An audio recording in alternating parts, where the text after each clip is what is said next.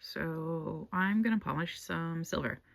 I'm not quite sure how to keep my camera here. I think the answer is technically a tripod, but I'm in my no-buy era. So I'm just gonna show you my supplies first and then we'll figure it out from there. So just water. It's pink because I used this Tupperware also for screen printing. Sorry. I'm a very professional YouTuber. Here's one of the mistake prints. Anyway, here's one of the mistake prints. You can see I put too much ink on it, but they actually turned out really cute.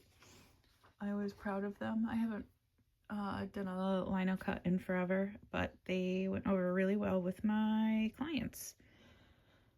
Probably mostly because I included, pictures of their dogs as well. Anyway, so water in a Tupperware, the silver. I already polished this for the most part. I want to get the inside a little bit, but the outside was really dirty, and now it's silver again. And I made a video about it and I forgot to hit record. So these are gonna turn silver. I think I'm gonna put the ring on this for my outfit tonight because it's just a little too big for my thumb. But it's made out of a piece of my grandmother's silverware. My mom made them for us when my grandma passed, and it was very sweet, and I love it. And it's just a little too big, but I'm gonna keep it forever anyway. So then it's cotton balls, polish in a suspiciously toothpaste shaped tube. Ooh. And then paper towels. I've got extra over here. So let's figure out how I'm gonna record this. Okay, I think that kind of works. See my hands? I need to redo my nail polish at some point. Anyway, I'm doing this because last night I went through all of my jewelry and I got rid of a bunch of stuff, and I kept the stuff that is keeping in with my current style. I'm gonna try not to sniff. I have a runny nose. I have a perpetual runny nose. And I think it's exacerbated by the fact that I work outdoors and with an animal that I'm slightly allergic to, but that I love forever. Ooh, that pull. How nasty that is. Can you see that? Can you see that? Ugh. This is going to be so pretty when it's done. Anyway, so yeah, I'm doing this because I went through all my jewelry and I kept the stuff that is, keeping in. I kept all the stuff that's keeping with my current style. And I think that's important to do every once in a while because your style evolves, you evolve. And also, I just have so much stuff, which I think you can kind of see a little bit behind this, maybe not. But I just have so much. I have so much stuff, and I don't know where it all came from. I've had some of it since I moved out of my mom's house. Some of it I've had since I lived with my mom. And my spouse and we've moved a bunch, and you just accumulate stuff over a lifetime, and that's a normal thing. But I want to curate and keep stuff that makes me happy. And yeah, and I want to take care of the stuff that I do keep, like this silver that I have that I inherited from one of our grandparents. I also have some gold necklaces that look similar to this. I really like this. I think it's called herringbone. Does it focus? I can't tell. But anyway, I think it's called herringbone, the pattern that it does. I don't know, I just find it classy, which I think is probably because my grandma wore a lot of it and she was a classy lady. She was she also taught me how to play poker and tie a cherry stem with my tongue, so like she wasn't stuck up, but she could play classy. And I think a lot of my duality in life. Look at that. Look how nice that looks already. Just with a little bit of care. And then we dip it in here to get, the toothpaste off of it, because you don't want your silver to smell like mint. Or maybe you do. In which case, keep the toothpaste. I think it's mostly the textural nightmare of feeling the toothpaste on it. But yeah, so I inherited some of this from my grandma, some of this from my spouse's grandmother, and maybe a piece or two from an estate sale. I don't really, so one of the things that I'm trying to change is like, I don't really buy a lot of jewelry these days. And I'm realizing that in my style, that's kind of the last thing that's missing, is like my accessory game. And so I'm technically in a no buy. I have bought 2 things, which is an outfit for a party, but I thrifted it. And it's very cute. I didn't have anything that really fit the theme as far as clothes go. And I bought Girl Scout cookies from a friend's kid. And it's a friend that I've known. All right. Maybe we can get a nice before and after of this. It's a friend I've known since my Tumblr years in like 2012, I think, which is ridiculous. But her kid is selling Girl Scout cookies, and they've made a like digital link where you can buy the cookies, because she lives on the opposite coast as me. And I've known this person forever, before she even had her current husband as a boyfriend. So like, hell yeah, I'm gonna fucking buy cookies from your kid. So I think, well, not technically no buy. I'm not buying anything super frivolous. The outfit might be frivolous. It's PJs and a robe and a pair of very sparkly boots. I didn't have anything pink. At least not in the like, no, I don't think I had anything pink. I had a t-shirt that is my friend's logo for her photography and erotic art business. But it wasn't exactly fancy. So what I'm going to, the place I'm going to is called the Bimbo Factory.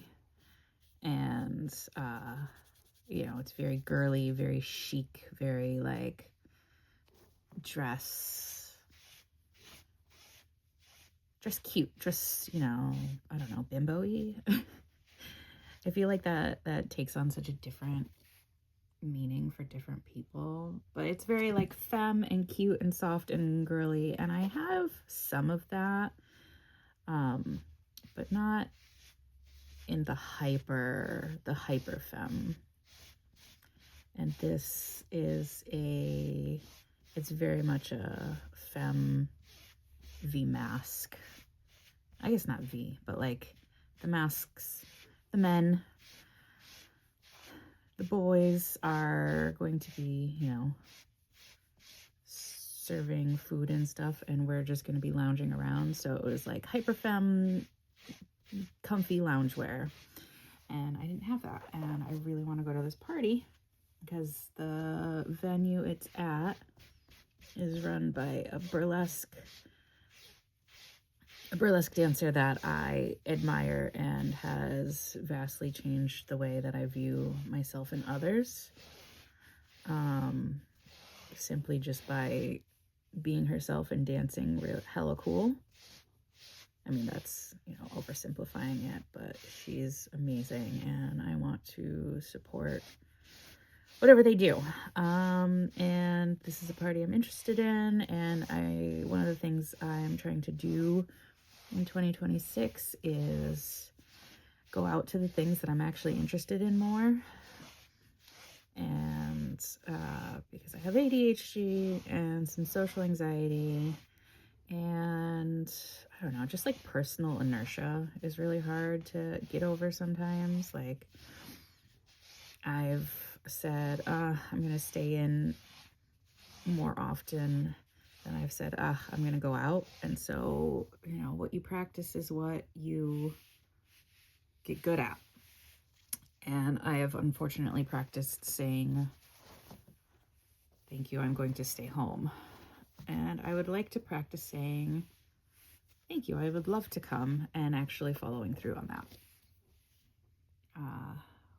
Something I read recently, I think it was in a Substack even, I'm not sure, but something I read recently said that you have to practice saying, like, what was it? Oh, it was a Substack, but it was also on the Wild Geese channel and podcast, I guess she calls it. But it was talking about breaking little rules. You have to break little ridiculous rules so that when the time comes to break big rules, you have the practice, right? You have the ability. You've practiced saying it. You've strengthened that muscle, I think is the analogy that they were going for. And so it'll be easier to break the big rules because you've already had practice breaking the little rules. And it's like, I vibe with that, like that's such a smart way to look at it. Just thinking about all of the things that I have intentionally or unintentionally practiced and gotten good at, like saying hi to people and giving random compliments. When my grandmother passed, one of the things said at her funeral was that Rosalie, I don't know if I'm doxing myself by giving all this info about like Bimbo Factory and my grandma's name, but whatever. Rosalie could enter a grocery store and stand in line to buy her groceries, and she would leave with at least one new best friend. And I think just something about that hit me because it was true, like I knew my grandmother. I was very close to my grandma. She passed when I was 29. So I had 29 years with her. 29 fucking fantastic years with my grandma. And she was a hoot, man. She was the life of the party. She had a glass of wine in her hand. She had tons of friends. Even like as she got older and like, as older people start losing friends and just, find it hard. Look at how gross these were. Can you see that? Let me use the side of this one. She was a people person. She loved people. And they were all sorts of different types of people. I remember she told me, and this must have been 70s or 80s, but she told me she was at work once. She worked for, I think a stock company. And she was just like, front desk kind of person, secretary work, but she obviously made friends with a bunch of people. And she told me one time that there was a guy there that worked there, and she used the word bisexual, which was fascinating to me. I didn't even know my grandma knew that word, but she said he was bisexual. And one year, he got her for Christmas, he got her a fruitcake, and she laughed really hard. And I love that story. I don't know if that's a PC thing to say anymore. Like, I'm very lefty, I promise. I'm non-binary. I'm married to a gender fluid person, but hearing my grandmother crack up about a bisexual man buying her fruitcake was the funniest fucking thing in the goddamn world to me. And I'll be honest with you, my grandparents, you know, they politically identified as Republicans, but as like 1950s Republicans, you know, like they lived to see Trump run and neither of them voted for him. They were like, we're just not going to vote for president this year. We'll vote for everything else, which is fine. And my grandma she didn't fucking pass the law, but she voted for pot to be legal. So like they were, you know, they were Republican, but they were, I don't know, excusable. They were the kind of Republican you'd hope people would be, of like, oh, well, we disagree about economic policy, but we agree on humans being generally good and deserving of basic things. Look at how pretty that is. Oh, silver is so pretty. Okay. I don't know if you can see like the inside of this. I think it's just shadow, but I'm going to do this and keep talking to you because I'm enjoying it. Oh God, my ADHD. Where was I? What was I talking about? Oh, right. So back to the point of practicing the little things so you can do the big things. I remember as a kid, it's like a teenager, I had social anxiety, but my social anxiety was sort of, if somebody else had social anxiety, I could put mine aside for them. You know, like I was able to ask for ketchup at the restaurant. I was able to tell someone that my friend got the wrong order. I was able to go up and ask for a refill on the soda at the mall food court. I was just able to do that stuff. And I think because I practiced that, I got better and better at it. And so I started being able to do it for myself too. And so I have become a person that is kind of, I don't know, like independent, but like I want to be around people and I want people to help me, but like I can fend for myself if needed to. You know, I'm assertive and outgoing and other words that mean the same thing. So I think just practicing the little things really does help. And I think it's helped me a lot in life. I can make friends now wherever I go. So I've like curated a skill set that I think a lot of people my age, you know, millennials, don't necessarily have, which is people skills. And I say that out of love for all of my fellow millennials. I'm not trying to knock us, but we don't have a lot of people skills. Not in the same way that like, oh, that was like way up here, wasn't it? Sorry. Not in the same way that like Gen Z doesn't have people skills, but in just a way that's awkward and it's hard for people to break out of their shells, and a lot of people have a sort of fatalistic view of it, of like, well, I'm not good at that and I'll never be good at that, so I'll just never try. And that is what holds a lot of people back, is just thinking you'll never try. Okay, I cleaned up and I made myself some food, and I'm gonna doodle, I guess, because I feel like you guys just watching a blank screen would be boring, but I don't feel like being on camera right now. I do feel like recording, apparently, because I started doing it, but I need a shower is what it is, and my hair's greasy, and I am wearing a cute outfit, but I don't feel like it. So, not that I won't ever be on camera, but this is what you're getting for your first video.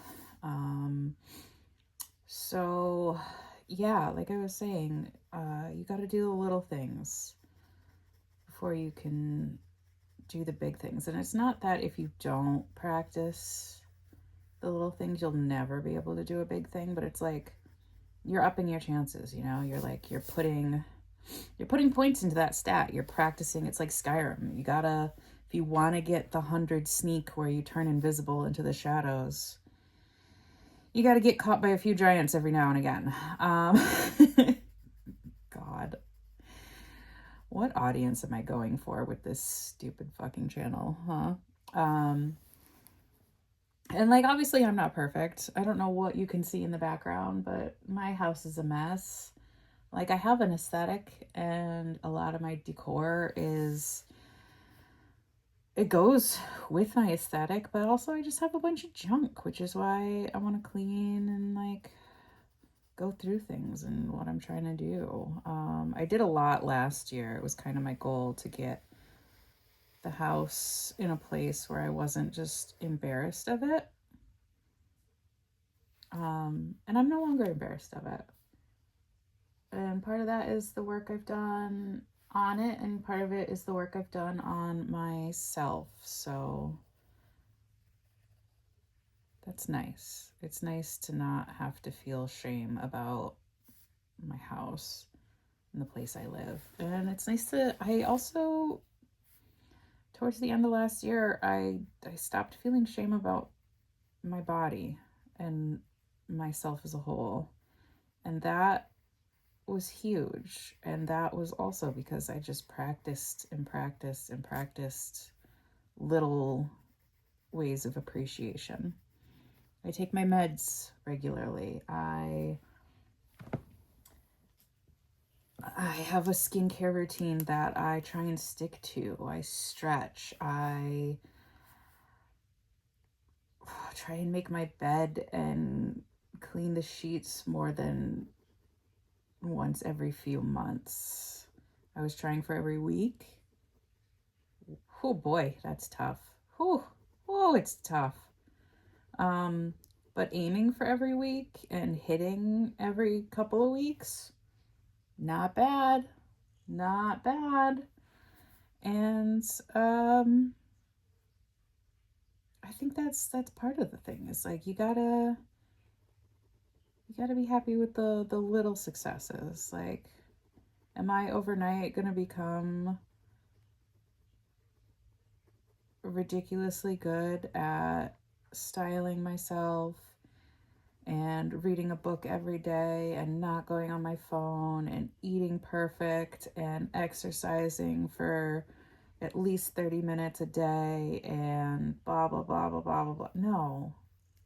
And there are some things that I'll never be good at. I had to really struggle with the fact that I am not a person that will ever be on time. And I will try my best to be as on time as I possibly can.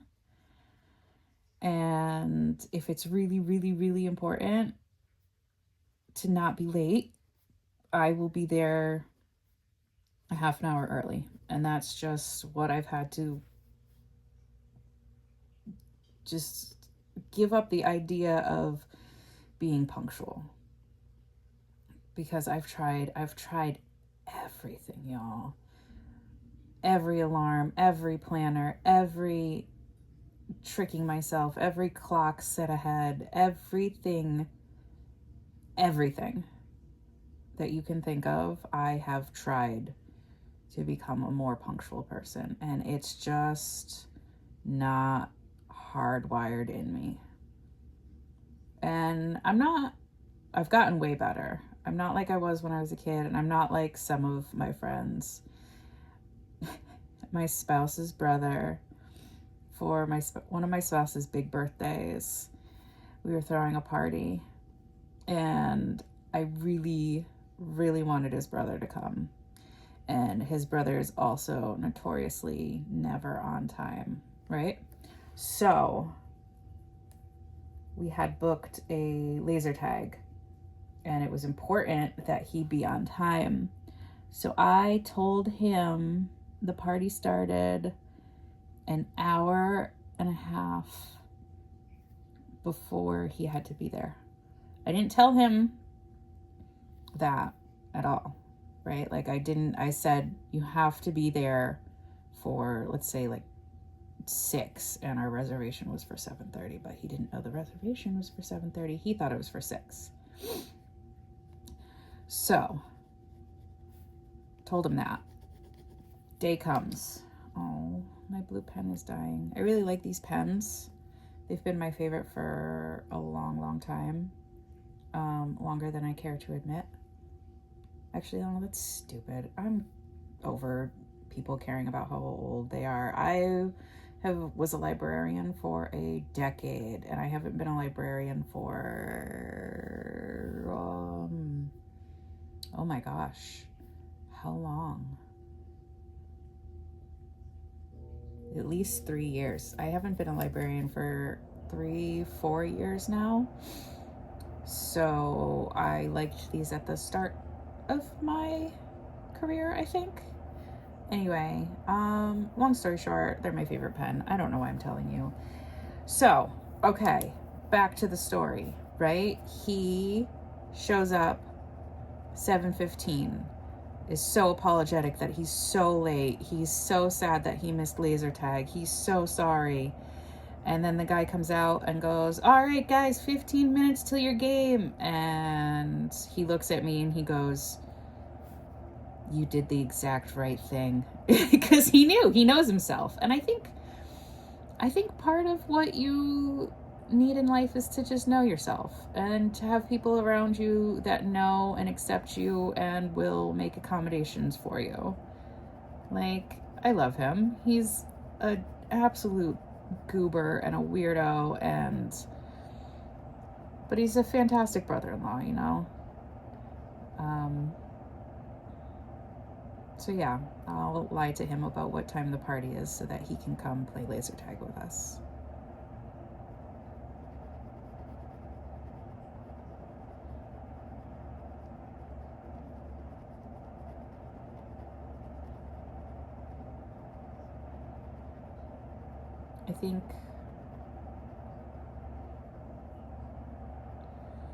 I think just people are important, you know, and I think trying to reach out and make the connections in whatever ways you can, especially right now, but always, it's what we should focus on. And the little connections, because everything else will come. All of my opportunities, all of my greatest accomplishments in either career or in life or just personally have come because I've known someone to help me. And I know a bunch of different people that can help me in different situations because I can go into a grocery store and I can maybe not leave with a new best friend, but I can leave with somebody's name, or at least a smile and a hi and a how are you. I think that's really important. And that's more of what I want to focus on in 2026, is just continuing to do that and continuing to bring opportunities to myself and to others so that we can look up into each other's eyes and say hello.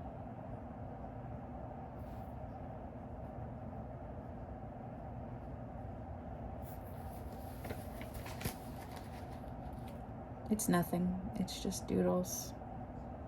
But I feel good for having created it and put it out in the world. And it doesn't matter if no one ever sees it, because sometimes it's just about the act of creating and getting it out of your head. So if you were listening, thank you. And even if you weren't, I'll see you guys next time.